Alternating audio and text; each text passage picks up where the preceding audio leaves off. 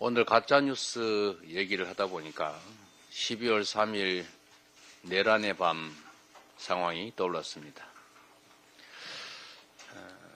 믿을 수 없는 비상계엄 선포 영상을 보고 거의 70~80%는 체포당해서 어딘가로 끌려갈 것이다 라고 예측하면서도 1분 1초라도 더 빨리 국회에 도달하기 위해서 전속력으로 아내가 모는 차를 타고 국회로 달려왔던 그 밤이 생각이 납니다. 다행히 국민들의 도움으로 쿠데타는 실패했고 또 다른 광주 5.18은 생겨나지 않았습니다만 언제 다시 이런 일이 또 벌어질지 알 수 없는 일입니다. 제가 그날 체포 어쩌면 극단적 상황 각오하면서도 그렇게 과감하게 달려왔던 이유는 제가 어린 시절 광주 민주화 운동으로 억울하게 쓰러져 갔던 그 수없이 많은 사람들에 대한 죄책감 때문이었습니다. 저는 그 가해 행위에 직접 참여하지 않았습니다만 그러나 2차 가해에 수년간 가담했습니다. 그 광주 민주화 운동으로 사망한 그 억울한 사람들을 제 입으로 폭도라고 죽어 마땅하다고 비난하고 다녔습니다. 이유는 단순합니다. 속았으니까요. 가짜 뉴스에 속았으니까. 광주 5.18 민주화 운동 희생자들은 당시 폭도로 북한군과 연계한 폭도로 몰려있지 않습니까?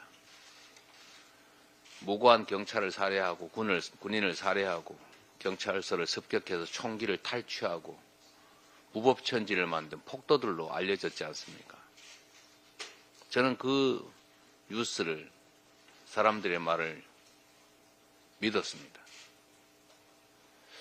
그래서 대학을 가서 그 사실을 진실을 알게 되기까지 그 오랜 시간 동안 그 억울한 사람들 제 입으로 비난하면서 욕하면서 2차 가해를 했습니다.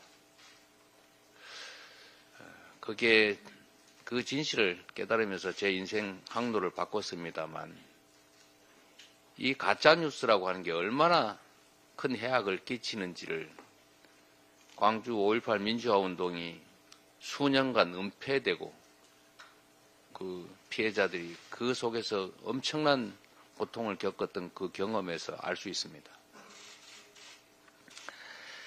민주공화국은 주권자들이 정확한 정보를 가지고 정확한 판단을 할 때 제대로 섭니다. 엉터리 가짜 정보로 왜곡되면 주권자들의 판단이 흐려지고 결국 민주공화국은 무너집니다. 민주주의가 바로 서기 위해서는 정확한 정보가 필요하고 그래서 언론을 보호하는 것입니다. 그런데 이 틈새를 이용해서 온갖 가짜뉴스를 퍼뜨리고 사실을 왜곡하고 진실을 가리고 부패하고 부정한 악인들이 마치 선인들처럼 세상 사람들 앞에 서 있습니다. 민주주의를 위해서도 대한민국 민주공화국의 미래를 위해서도 이 가짜뉴스는 반드시 뿌리를 뽑아야 합니다. 책임을 안 지고 뻔뻔스럽게 가짜뉴스를 유포하면서 그 속에서 이익을 얻으면서 이 가짜뉴스에 대해서 문제 제기를 하니까 마치 그게 무슨 문제라도 있는 것처럼 반격을 하고 공격을 하고 있습니다. 카톡이 가짜뉴스 성역입니까?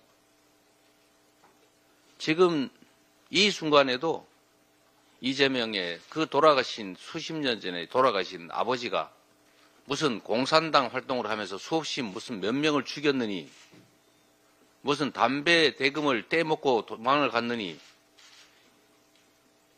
이 땡땡이 무슨 어릴 때 성폭행을 해가지고 감옥을 갔다 왔다는 이런 걸 아직도 카톡망에 뻔뻔스럽게 뿌리지 않습니까? 그걸 방치합니까? 그 가짜뉴스에 속아서 잘못된 판단을 하는 사람들도 피해자 아닙니까?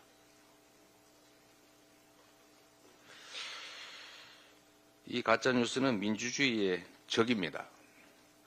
무슨 수를 쓰더라도 반드시 뿌리를 뽑아야 합니다. 이 가짜뉴스에 기생하고 가짜뉴스에 기대서 이 나라 질서를 어지럽히는 행위에 대해서는 우리 민주당의 역량을 총동원해서 엄정하게 책임을 묻고 반드시 이 사회에서 퇴치하도록 하겠습니다. 경제가 너무 나쁩니다. 지금 내란 사태 이후에 대한민국의 원화 가치가 5.3% 떨어졌는데 이게 러시아, 전쟁을 치르고 있는 러시아 다음으로 많이 떨어졌다고 합니다. 이 그래프를 보시면 계속 오른쪽으로 상향하고 있습니다.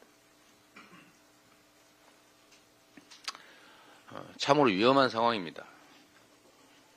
경제는 안정성 속에 성장합니다. 상황이 나쁘더라도 미래가 예측 가능하고 사회가 안정되어 있으면 성장합니다. 그런데 아무리 현재 상태가 좋아도 미래가 불안정하면 예측 가능성이 떨어지면 경제는 나빠집니다.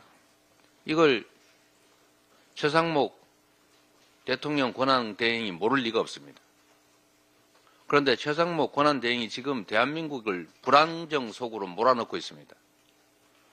사회가 안정되는 가장 중요한 토대는 법과 질서를 지키는 것입니다. 대통령이 해야 될 가장 중요한 일이, 대행이 해야 될 제일 중요한 일이 대한민국 공동체를 지키는 안보, 두 번째가 바로 우리 공동체 안에 질서를 지키는 것입니다. 그 질서의 핵심이 법 아닙니까? 그런데 지금 대통령 권한대행 최상목 부총리가 법을 어기고 있습니다. 왜 상설특검 검사 지명 의뢰를 하지 않는 것입니까? 즉시 하게 돼 있지 않습니까? 직무유기 아닙니까? 경찰이 법원이 발부한 영장을 집행하는데 총기를 들고 불법적으로 저항하는 이 명백한 범죄 행위를 왜 방치합니까?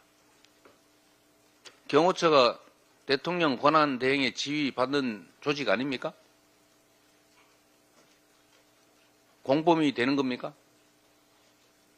그러면 안 됩니다.